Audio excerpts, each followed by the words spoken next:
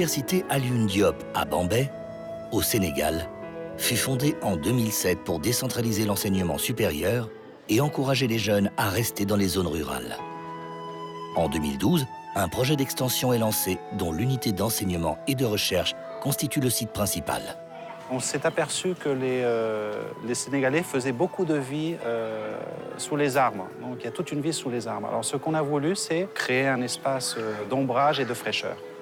Une des contraintes les plus importantes, c'est surtout le climat.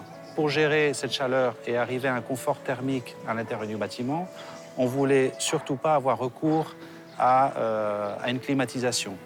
Donc on a utilisé des stratégies bioclimatiques. Côté sud, ce qu'on a fait, c'est mettre en place une façade perforée en petits triangles qui laisse passer le vent, mais empêche le rayonnement solaire vers les salles de classe. Ensuite, côté nord, on a fait une grande toiture qui se prolonge à environ 10 mètres et qui, justement, empêche le rayonnement solaire. On peut apprécier aussi au niveau de la toiture cet effet de double toiture qui va nous permettre, justement, une convection naturelle de l'air. C'est-à-dire qu'en absence de vent, la chaleur qui va se cumuler au sud, elle va avoir tendance à remonter par la double façade et remonter sous la toiture.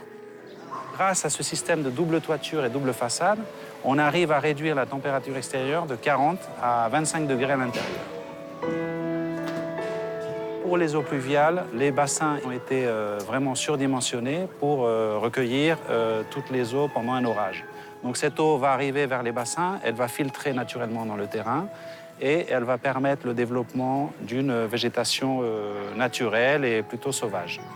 Pour les eaux usées, on a mis en place une station d'épuration avec un système de boues qui vont justement assurer la propreté de l'eau et éliminer les bactéries.